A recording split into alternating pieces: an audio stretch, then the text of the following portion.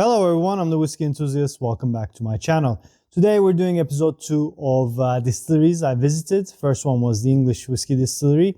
And like I mentioned at that point that they're gonna gradually get better because while I was doing these visitations, I wasn't thinking of a YouTube channel. I didn't, I had my Instagram, but I wasn't focusing on too much landscape wise and video stuff. But as I go over to the distilleries I visited, it's gonna get better and better. Not amazing, but better. So this one is the Cotswolds. This is the second, well, technically third distillery I visited. And it's in the beautiful Cotswolds area. Fantastic, beautiful place. I'll put some photos of the villages there. Really wealthy area and very pretty.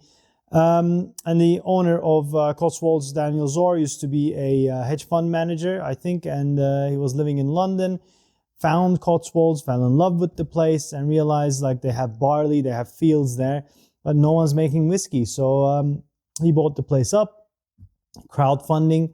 He, started the distillery, and it became so successful, it doubled in size within 7 years, something like that. So now it's massive. Well, production-wise, and yeah, I'll just show you some photos of my visitation, some details as well. I put it on the screen of the more detailed versions, and I'm gonna do the Cotswolds Founder's Choice. There you go. We did the signature, and I'll put the link up there. This is the Founder's Choice. This is what the preferred. Sorry about that. Whiskey of Daniel Zor. It is 60.5% ABV and fully matured in SDR, which is shaved, toasted, and recharred. And we're going to compare it with White Pheasant, the new make spirit. Their new make was particularly pretty, as I remember. They sell these sets at the distillery. Let's not put all of it. So you can try it. They have a peated version as well, and yeah, it's pretty cool that distilleries do that. Can you see? Yeah, you don't need to actually see that much. Right. I'll give you some details and then I'll try these. So basically, you can think of this as a review of the Founder's Choice compared to the new make with some background photos. So they established in 2014. They increased the capacity to 500,000 liters a year. They don't have peated malt. Their peated is coming from peated quarter casks. When I first went there, they were talking about Bowmore because Harry Coburn, who was the, not general manager, master distiller of Bowmore, helped set up Cotswolds. But I don't know if Bowmore has quarter casks, so it is Laphroaig. It's definitely Laphroaig now. Either the person who was at the distillery was just, told me the wrong information, maybe slipped, I don't know. Or at some point it was Bowmore, I don't know. But yeah. They take their maltings from Warminster maltings, and they do 2 types of yeasts, dry yeast. They have 9 washbacks and 10,000 liters each. 94 hours of fermentation. Wash still is 10,000 liters and spirit still is 7,000 liters. Shannon tube condensers. New make strength is 75.5, it says for some reason, but filling is 63.5. So, this is 63.5. And they have warehousing on site. Right. Okay, before getting on to all the photos, let's have a nose, the new make. The distillery is surrounded by lavender fields, so I remember their new make smelling quite lavendery. Let's go. This is White Pheasant. Oh yeah, it is there. It's definitely lavendery. They have that classic perfumey floral new make smell. The little bit of lactic note, but absolute lavender. Apples. Pears, fresh fruits, fresh green fruits, connected with lavender fields. Some nice barley notes there, like cereal note, malty cereal note, bit dusty. Oh yeah, very pretty, very pretty. Okay, on the palate, I remember this being one of the easiest new makes I had. I had more new makes since I first had it, but I still am there. This is beautiful. Bimber's new make was fantastic, and so is this. It's gorgeous. Really nice. You get the lavender notes, you get the floral notes, you get a little bit of a doughy note, malt note. That dusty note is not there now on the palate. It's more pears and apples. Very fresh fruit. Very pretty. And add a little bit of water to it. And then we'll move on to Founder's Choice. Okay, let's look at some photos here. We have the distillery sign. Sorry, let's do this. Yeah, you have the distillery sign right here. And then we go to the shop. They have gins, they have rums. And let's focus on this. Let's see, what they also sell some like tonic waters. We see different types of gins here. None of these are whiskeys, so that's good. Well, not good, but it's different. What is this? Cask. Oh, they just sell some glassware for gins, as you can see. Some Copitas, some Glencairns, some Crystal Glencairns. What is that? Fill your own cask. Only $84.95 per bottle. Even back then, it was expensive. This was, again, December 2021. What is it? 2015 PX cask, 60.5% ABV. Asked to fill your own, 84. At least it's 70 CL, not 50 CL like it was in English Whisky Distillery. But it was tasty. I remember this, but I didn't buy that because it felt expensive. Yeah, these are the ones that I'm talking about. There's tasting experience for the gin. And there's tasting experience for the box for the whiskey. So this is what I bought. This is what I bought, and it has the white pheasant, the original, the Founder's Choice, the sherry cask, and the peated one. It's a good one. It's a good one. I recommend it. And then here come the whiskeys. So on the left is the green one. That's the peated. Most of their range is near cask strength, really. So that's good. The original is 46% ABV, but none of them are chill filtered or have any added coloring, which is great. That one is Cotswolds Reserve, the brown one on the bottom. That's 50% ABV. So it's somewhere between the original and Founder's Choice, also STR and bourbon. Founder's Choice is just STR. And they do these seasonal releases, Hearts and Crafts, they call it. So, yeah, it's pretty cool, pretty cool. They have different styles of bottles. That's the sherry one. And they have small sizes as well. They also sell the white pheasant in a full size, which they do make for good cocktail bases. And this is where it starts. You go into this room and there's, like they tell you, there's the grist, there's the barley, there's the malted barley, and there's some photos and some videos. Okay, let's take a break. Let's go on to Cotswolds Founder's Choice from my Cotswolds glass. Can you see? There you go. Yeah. Okay. Cotswolds Founder's Choice on the nose. Oh, that's beautiful. I know Shane doesn't like STR, but sometimes it works and it's really pretty. Right. A lot of caramelly notes. I mean, you would be hard pressed to say this is bourbon as well. That STR is sure there. There's a nice note to it, but you get the nice smells of the vanilla and the caramel and burnt sugars of bourbon. Oh, a lot of honey, a lot of malty notes. The same lavender.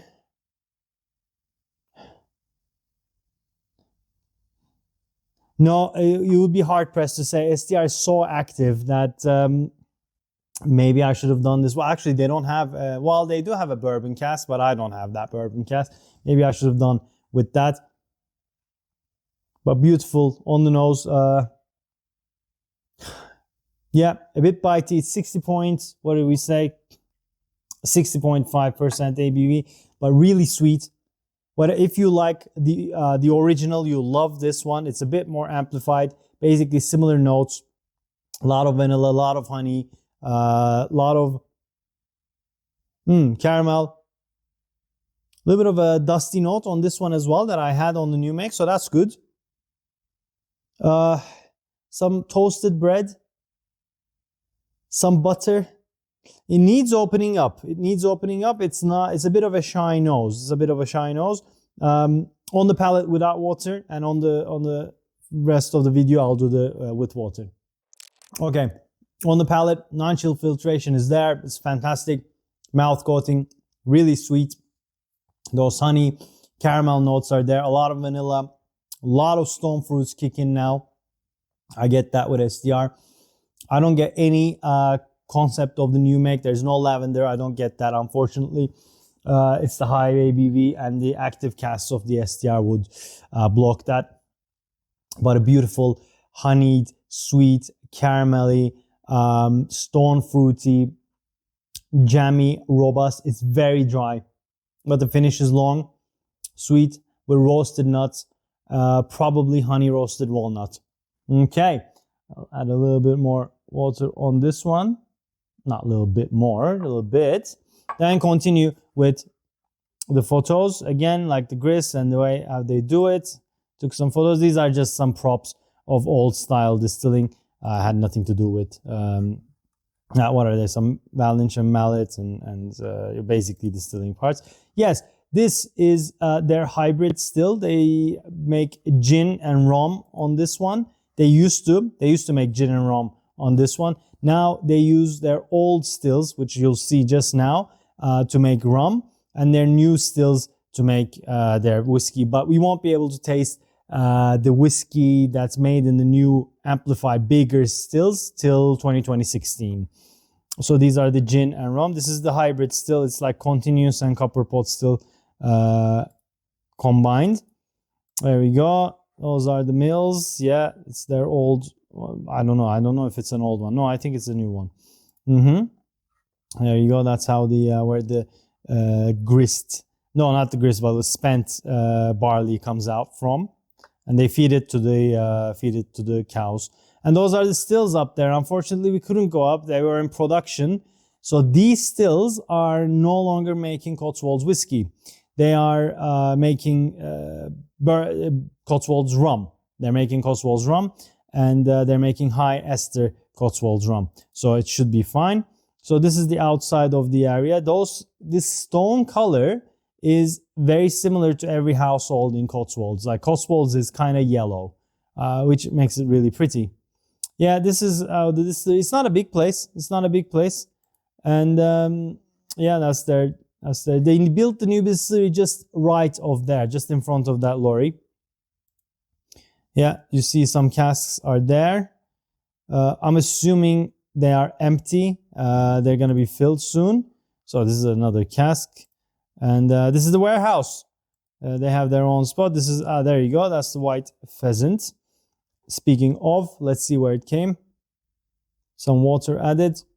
Yeah, it's softened. But that creamy texture, that lavender, that floral, herbaceous, it's beautiful. It's a beautiful, beautiful new make.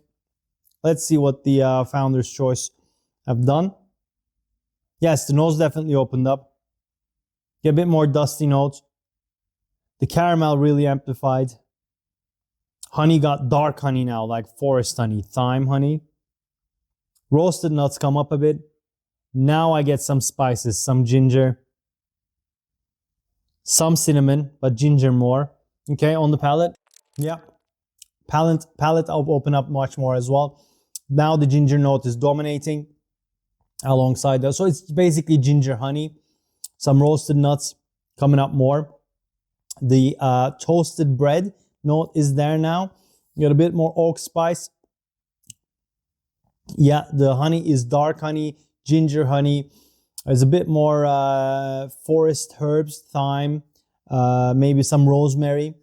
Very pretty. We'll add some more water as we continue, and we'll finish off with the photos. Yeah, this is the warehouse again. There you go. Some of them were leaking. This was my first proper warehouse. It is very small, but it was my first proper warehouse. It was nice to touch these PX butts and smell them. It was good.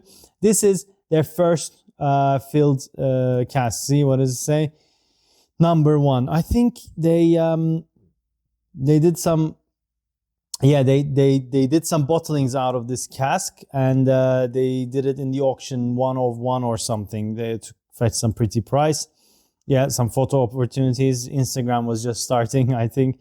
There's me again in front of the warehouse. And this is the tasting room. We were so lucky that they called us in the morning saying that the group who was coming canceled.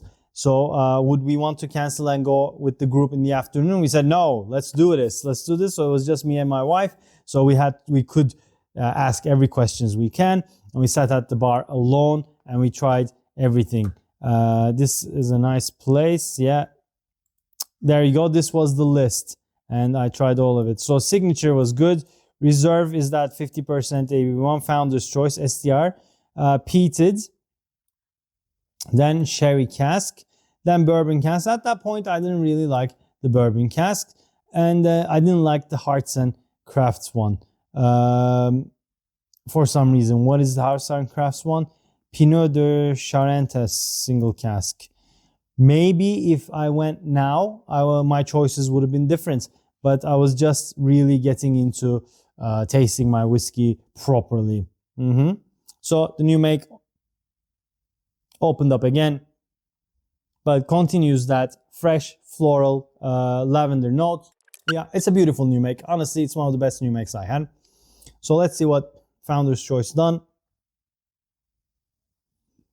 Okay, all of the notes opened up beautifully. I think this needed some water. It's nice. It's 60%, so now it's around like 55 or something, I'm assuming. There's no calculation right now. But on the palate, oh. So if Cotswolds signature is breakfast whiskey, this is dinner whiskey. It's much more demanding because of the alcohol level, but you get much more flavors. The ginger spice is fantastically beautiful. Mix them with some peppers. Honey notes are there. It's a honeyed, malty, gingery dram. That's, I think, is the best way to explain it. Right, so we go back into this room again. And then we see the grist. There you go, if you can see. Some malted barley. And then these for the gins. So what do they have? They have lavender, bay leaf, and angelica root. And juniper berry, of course, coriander seed, black pepper, cardamom. It was nice to see. It was nice to see these things. There's this old Defender with the Cotswolds Distillery logo. And their own, I think they carry horses in the other one for some reason. And their logo is the pheasant. Another photo opportunity. If you've seen my Instagram, you might have seen this one. And that's it, guys. That's it. That was the Cotswolds Distillery. I'll put the photos of the new stills as well. But like I said, this wasn't designed for YouTube.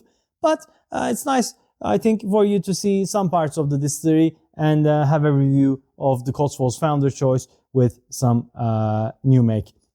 So guys, if you like this video, please hit that like button. If you haven't already, please subscribe to my channel. It does mean a lot to me. And let me know what you think of Cotswolds. Let me know, have you tried the white pheasant?